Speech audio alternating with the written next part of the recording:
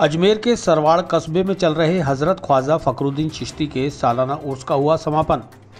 बड़े कुल की रस्म में हजारों ज़ायरीनों ने की शिरकत, फूल चादर पेश कर मांगी दुआएं।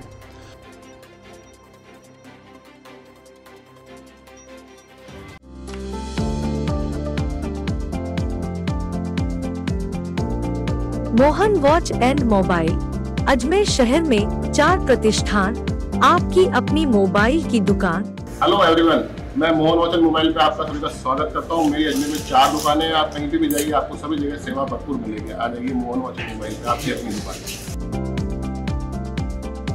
जहां आपको मिलेंगे हर ब्रांड के लेटेस्ट मोबाइल और एसेसरीज, वो भी सबसे कम और किफायती दरों पर। मोहन वॉच एंड मोबाइल कचहरी रोड, नसीराबाद रोड, वैशाली नगर और स्टेशन रोड, अजमेर। 14 मार्च को झंडे की रस्म अदायगी के साथ हजरत ख्वाजा फखरुद्दीन चिश्ती के सालाना उर्स का आगाज हुआ था। मुल्क भर से भारी संख्या में जायरीन बाबा फखर की दरगाह हाजिरी देने पहुंचे थे। अकीदतमंदों ने बाबा फखर के आस्थाना शरीफ में चादर फूल पेश की, मन्नतें मुरादें मांगी।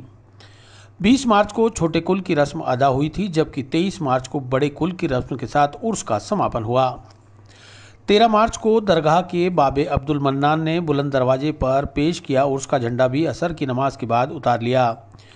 मुंबई के पीर हाजी अब्दुल मन्नान शेख के मुताबिक उर्स के आगाज से पहले 101 फीट ऊंचे बुलंद दरवाजे पर झंडा पेश किया जाता है और उर्स के मुकम्मल होने पर झंडा वापस उतार लिया जाता है। इस मौके पर भारी संख्या में जायरीन दरगाह परिसर को गुलाब जल और केवड़े से धोकर महकाते हैं। इस उर्स शरीफ के मौके पर हमने इस बात का पूरा ख्याल रखा है कि राजस्थान सरकार ने कोविड के मुतालिक जो गाइडलाइन दे रखी है उसकी पूरी सख्ती के साथ पालना हो।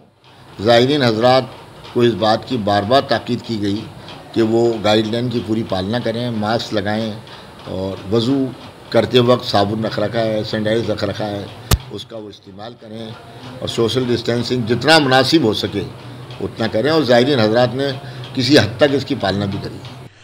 कुल की रस्म के दरमियान चिश्तिया सिलसिले के बुजुर्गों को याद करते हुए फातिहा दिलाई जाती है। दरगाह के मुतवल्ली के मुताबिक कोविड-19 गाइडलाइंस जारी होने के बाद तमाम ज़ायरीन को मास्क और दूरी बरकरार रखने और बार बार हाथ सैनिटाइज करने के साथ ही वैक्सीनेशन की गुजारिश भी की जा रही है। बड़े कुल की रस्म में अकीदतमंदों के जरिए बाबा फखर की बारगाह में मनकबत और सूफियाना कव्वाली के नजराने पेश किए गए। अकीदतमंदों ने बाबा फखरुद्दीन चिश्ती रहमतुल्लाह अलैह के उर्स को नम आँखों से अलविदा कहा। वो पूरी हो गई मुकम्मल। देखिए, आज साबान की 9वीं शब है और 9वीं तारीख को झंडा उतरता है।